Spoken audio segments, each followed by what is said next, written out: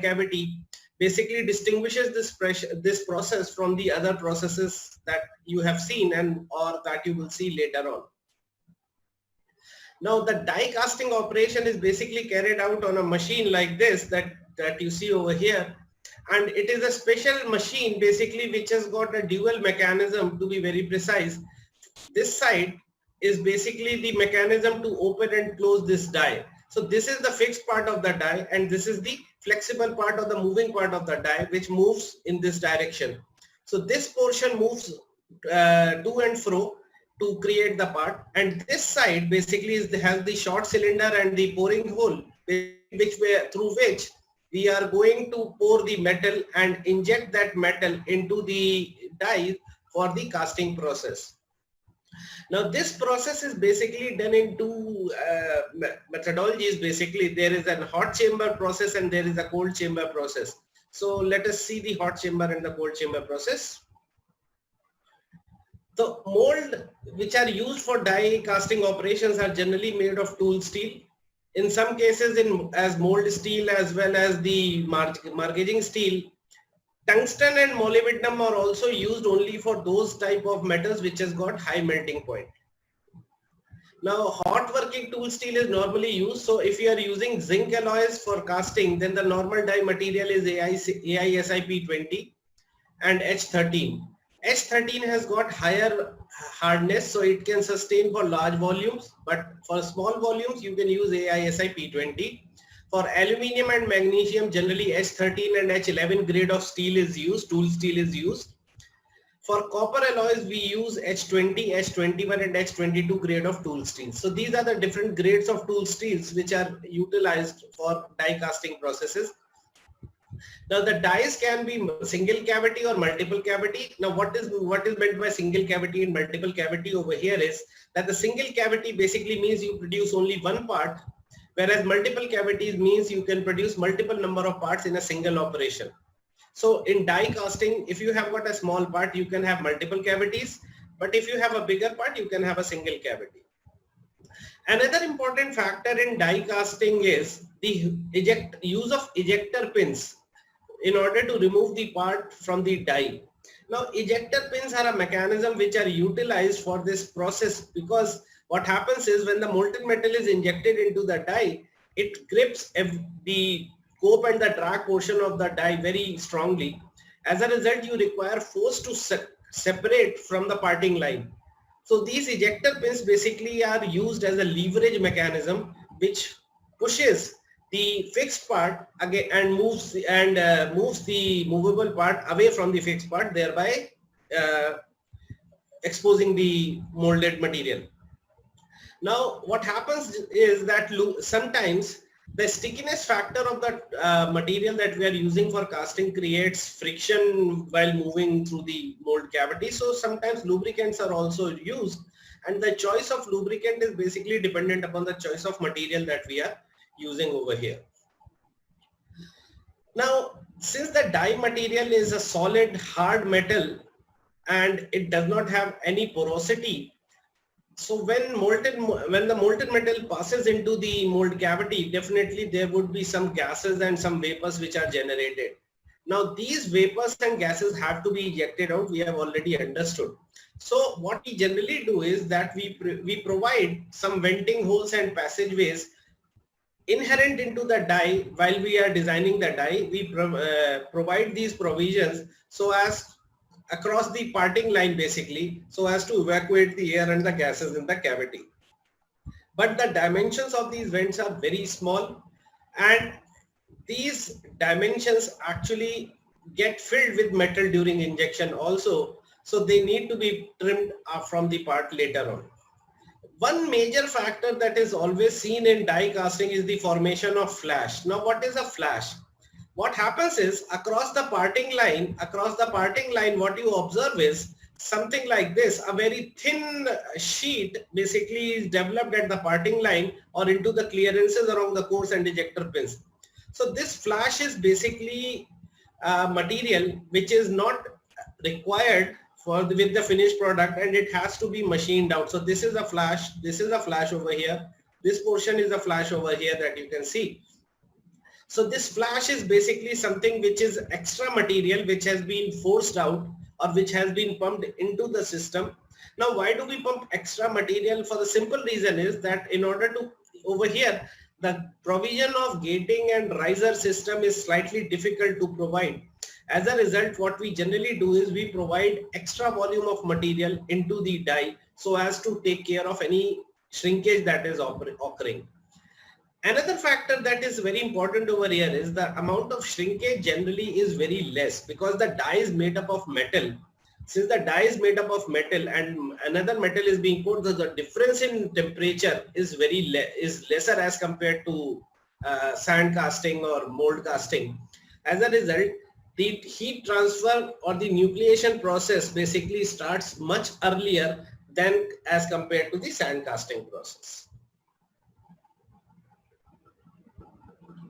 So let us discuss something about the hot chamber process.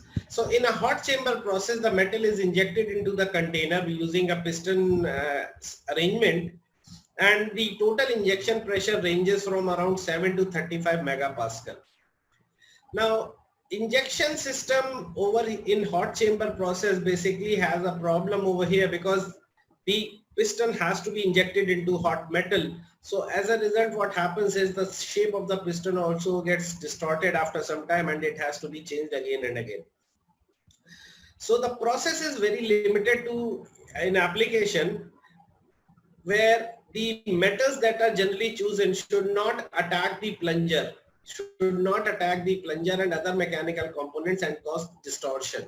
Because if you use high melting point metal as for the injection, then the piston and the other mechanical components may get corroded or eroded with time, and their mechanical properties would always suffer. So that's why it is always recommended that you take a molten metal which has a melting point lesser than the melting point of the piston to maintain the homogeneity.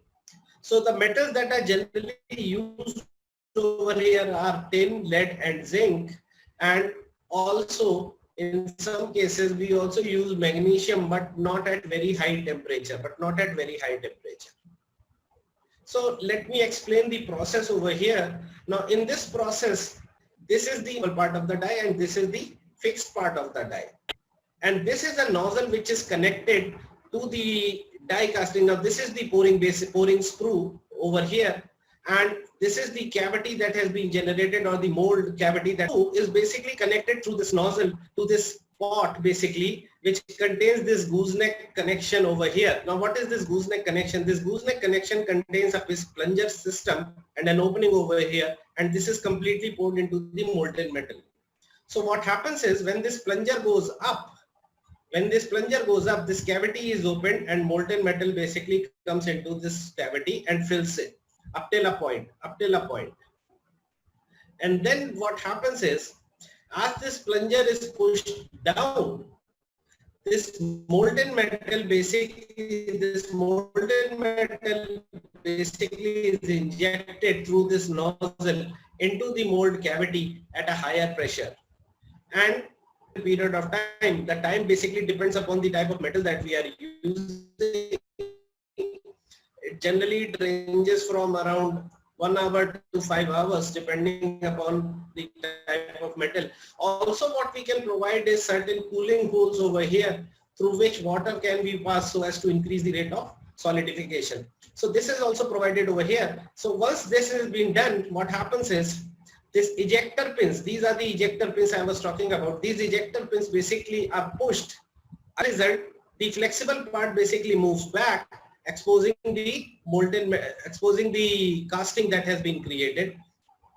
Simultaneously, the plunger basically moves up, and as the plunger moves up, the new molten metal which is poured into the cavity. So by this method, you can continuously create a new casting at a very faster rate as compared to conventional casting. Now, one important aspect over here is that this liquid, this molten metal basically that you have, this is the molten metal that you already have. This molten metal is at an elevated heated temperature. It is heated basically. So when this is heated, what you require is a continuous supply of heated molten metal into this pot, so that the temperature of this molten metal pool remains at an elevated point. So it needs continuous replenishment, or through a mechanism of heaters and other facilities, so as to keep it at an elevated temperature. So this is how the hot chamber process works. Now let us come to the cold chamber process. Now in cold chamber process, that basically what you use is, you have a molten metal, definitely you have a molten metal, but that molten metal is poured into a shot system, and then it is pushed into the die with the help of a plunger, and the typical pressure that you see over here is 14 to 140 megapascal. Now if you remember these same pressure of injection for a hot chamber process, it varied from 7 megapascal to 350 megapascal. But for a cold chamber process, this pressure is roughly between 14 to 140 megapascal. Another aspect over here is that as compared to hot chamber machines, the cycle rate is not very fast, which means that you cannot have a large volume as compared to a hot chamber process in cold chamber. So the reason for that is that in cold chamber process, what happens is when the molten metal is poured into the shot chamber, the metal actually solidifies not in the mold cavity, but starts to solidify as it is being pushed into the mold cavity. As a result, the rate of solidification is much faster, and what you observe is basically that the molten metal gets to solidify within the shot chamber itself. However, this process can be utilized for high volume production, and as a result, it is generally the material that is used in cold chamber processes are limited to aluminum, brass and magnesium alloys only. So pure magnesium is used in hot chamber, and alloys of magnesium are used in cold chamber. And in addition to that, there are low melting point alloys like zinc, tin and lead, these can also be cast, but their main advantage is in hot chamber process as compared to cold chamber process. But yes, these three metallic alloys can be used in cold chamber process also. So let us see how the cycle of the cold chamber process actually works. Now over here you have got a ram or an injection mechanism which has got a piston and a pushing rod arrangement. Now this is a small opening over here through which the molten metal is going to be poured with the help of a ladle. Now this is a basic difference between hot chamber and a cold chamber. Now every time you need to go to a molten metal, fill up the ladle, bring it and pour it over here. So you are basically exposing it for solidification even before the injection has taken place. In hot chamber process, if you remember, what happens is that the pot which contains the molten metal is itself heated up so as to maintain the temperature at an elevated. So this is the basic difference between these two processes. Now the molten metal is poured over here, and this fills up this chamber like this. And once it is fixed, now you have got a fixed die and a movable die as in the same case, and you have got ejector pins and the mold cavity over here. This is the mold cavity over here. So what happens is, this is the shot chamber which is being filled by molten metal. Now once it is filled by molten metal, this plunger and the ram mechanism is actually pushed forward with a certain force. It requires a certain force, and as a result what happens is, through this sprue, the molten metal is injected into the mold cavity, and after allowing it to solidify for a certain period of time, the plunger is pushed back, and the ejector pins are also pushed forward. As a result, the casting is exposed and taken out. So the only difference, or the basic difference between these two processes, is the temperature of the molten metal during the pushing or the shotting process. Over here, the temperature will be very less as compared to the temperature in the hot chamber process when it is being pushed by the piston cylinder arrangement. So this is how the two systems actually work. And now let us talk about the advantages of die casting. Basically, the main advantage of die casting is the high rate of production that you get. And with respect to, because what happens is, when you prepare a die basically for the mold cavity, the die is not going to come cheap. It is costly. So in order to economize the process, you need high production rates in order to make the complete process viable. So high production rate is very important over here.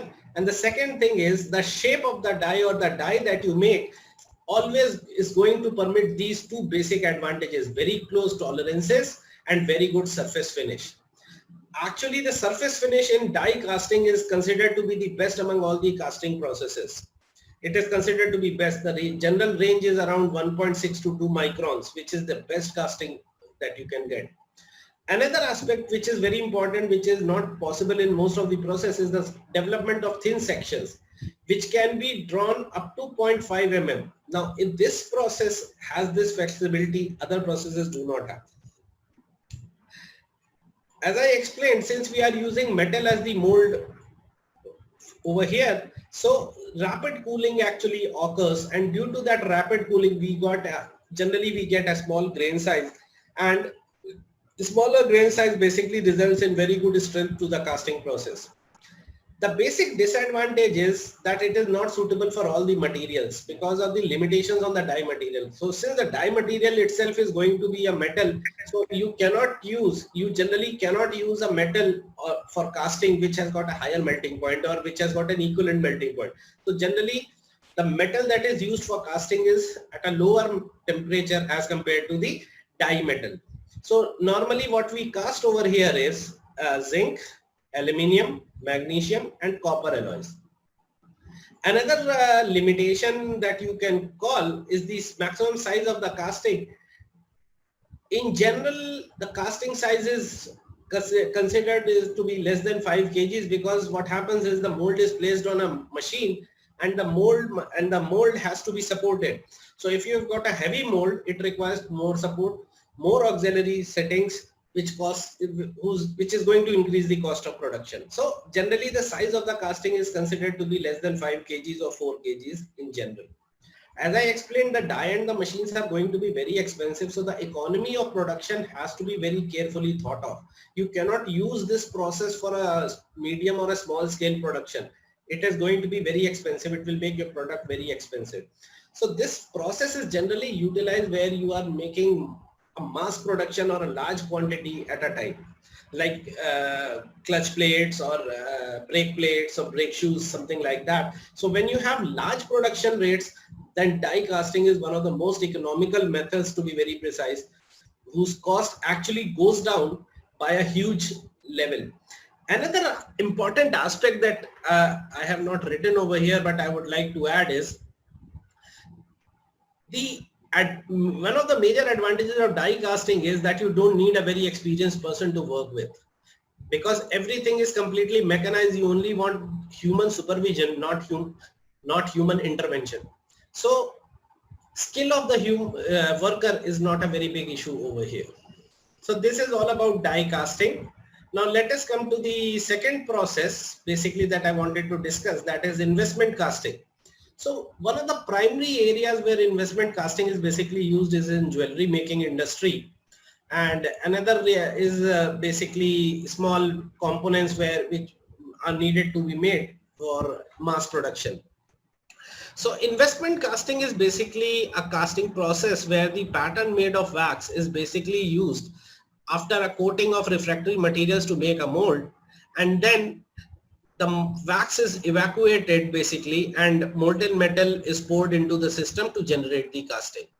Now investment basically over here, investment means that you are going to cover the complete aspects or the dimensions of the mold so as to create a coating of refractory material for generating a shell. Now this is a very precision casting process, and as a result it is expensive, definitely, but gives very high accuracy, and you can develop large amount of intricate details into the system. Big intricate details can be developed into the system, and that is why jewelry making or articulate designing of a part becomes very advantageous over here. And this process is not something which is very new. Actually, it is a very old process which dates back to ancient Egypt actually, where the people were using the process in order to generate costing. So what are the basic steps that are there in investment costing? So the first step is the preparation of the pattern. So what you do is you basically have a simple mold. You have a simple mold, and in that mold, what you do is you use molten wax as the pattern material, and that is injected into the system to completely fill that mold. And the pressure that is generally utilizes 2.5 megapascal ideally, but you don't need this high pressure. Generally 1 to 2 megapascal is more than sufficient. And this complete die is of metallic and has a cavity of the casting to be made. Now once the mold has been filled with wax and it has been allowed to solidify, then you simply use these ejector pins over here to open the mold and remove the pattern. So you produce a large number of patterns. To be very precise, you produce a large number of patterns. So, and those patterns are basically attached to the runner and a gating system with the help of slight amount of heat, because this is wax which will attach itself with small heat. So they are attached onto this runner system. So this is the runner system and this is the sprue basically through which the metal is going to be poured. So this is the runner system and it is attached to the runner system with the help of small amount of heat. So once it has been attached, we basically what we do is we invert the complete system, and then this thing that you have over here, this is the slurry. So this slurry is basically made of ethyl silicate or sodium silicate, and it contains very fine particles. When I say very fine particles, the particle dimensions are something in the range of around 300 micron to 600 micron in general. So the particle size is going to be very small, and then this complete system is actually this thing is actually inserted into it, taken out, again inserted, taken out. Now this is done so as to create a basic lining over the wax, which will create a sort of a shell, develop a shell over the wax mold. Now once this is done, then this is left for around 2 to 3 hours so as to allow it to solidify. Now once this has been solidified, then the next step basically takes place. Where fused silica or zircon are basically put in another slurry. This is a second slurry basically. This is a second slurry which will contain fused silica or zircon. Now what happens is the same process is again repeated, and this complete runner gating system and the mold with a very thin shell is now inserted into the ceramic slurry and injected, taken in, taken out large number of time. Now the particle size that you get take over here in the second slurry is higher than what you take in the first slurry. So the average particle size over here is around 100 microns or 50 micron to 100 micron. So the particle size is slightly bigger over here. And what you do is you keep on inserting the shell into the slurry and taking it out till you have attained a shell. A complete shell has been attained, whose thickness varies from 6 mm to 15 mm by the thickness. So once you have attained this sort of a thickness, you take this mold out, this complete mold and the gating runner assembly out, and you keep it for around 8 to 10 hours for it to solidify and dry out. Now once it has been solidified and it is dried out, the complete assembly is again inverted and exposed to a heating environment in an oven or in a heating flask.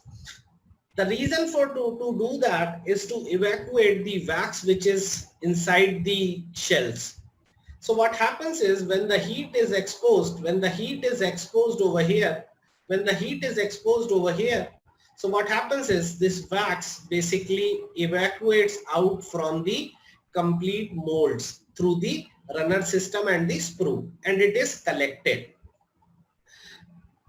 All the wax doesn't evacuate out. Some amount of wax remains in the system, but that wax will actually evaporate when you put heated molten metal, because the melting point of wax is going to be higher.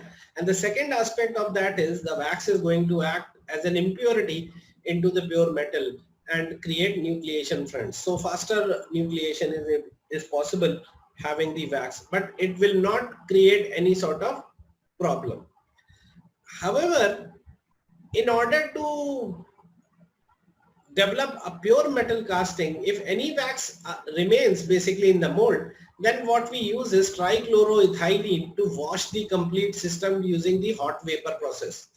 So trichloroethylene is used, which produces vapors which sends vapors into this system, and as a result, whatever wax remains at the edges or corners like that, that also becomes evaporated, that becomes hot due to exposure of gases, and it also comes out.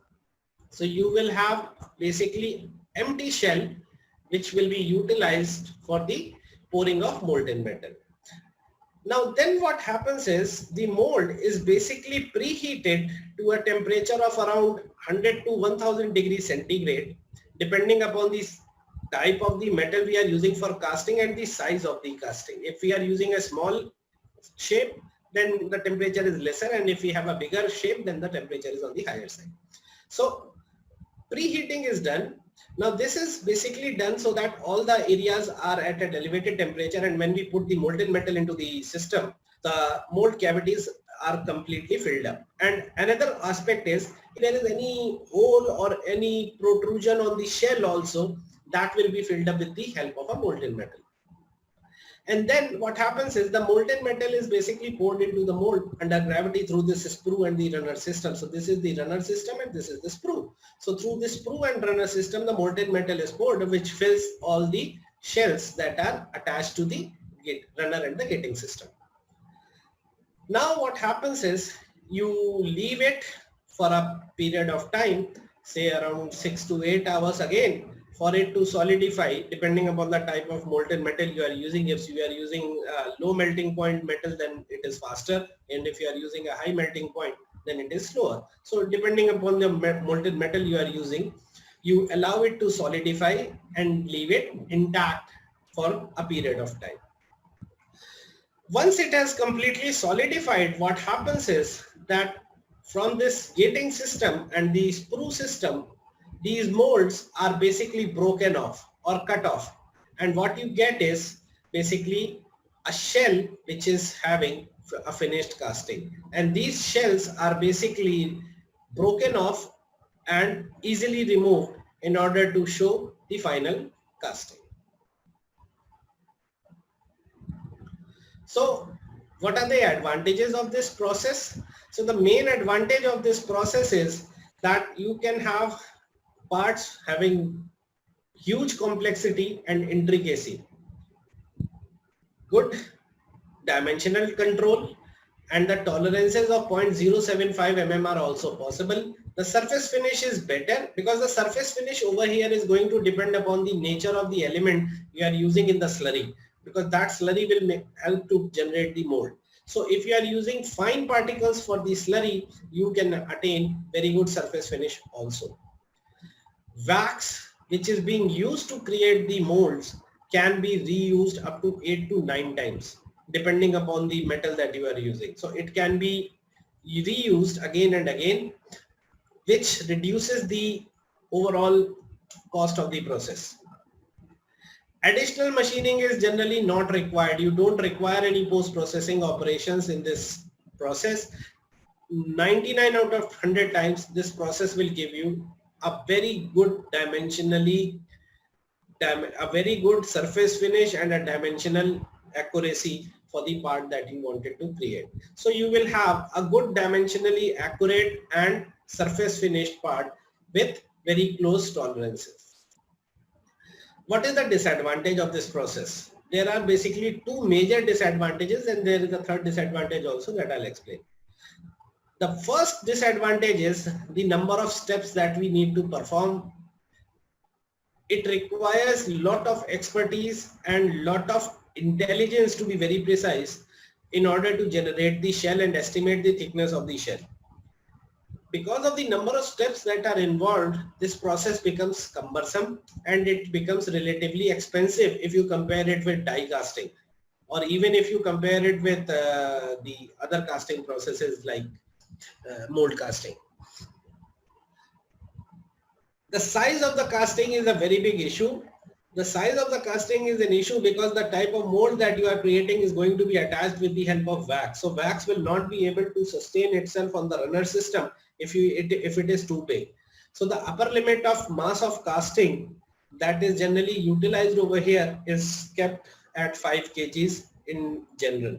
So 5 kgs is the thing. And the third point is, which is also very critical, is the time duration. The time duration is very high. If you remember the 3 processes in itself, developing of the first, dipping in the first slurry, dipping in the second slurry, and preheating, that is going to take a lot of time. So the time to develop the casting is on the higher side as compared to die casting or other casting processes. So the time duration is definitely going to outnumber the disadvantages over here, and the main advantage of dimensional control, tolerance and finish basically makes it a very attractive process for small scale industries, especially jewelry and design making. So these are the references that I have used, P.N. Rao and Grover. And thank you very much, and I am open for questions.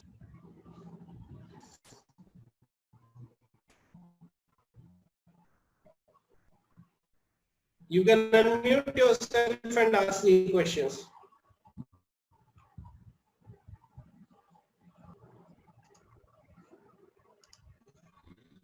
You can unmute yourself and ask any questions if you have.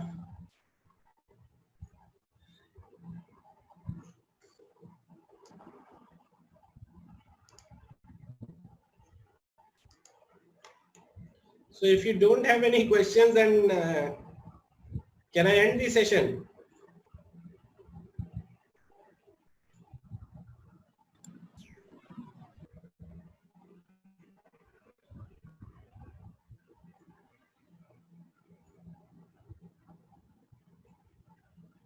Anybody has any questions?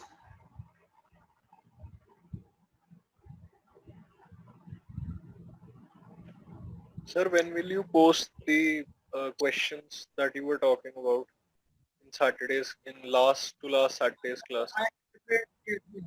Yes. I have prepared that sheet. Actually, I was waiting for Dr. Singla also to contribute some questions. He is teaching the other section. So I am waiting for him. In a day or two, you will get that sheet. I have prepared my set of questions. I am just waiting for his questions.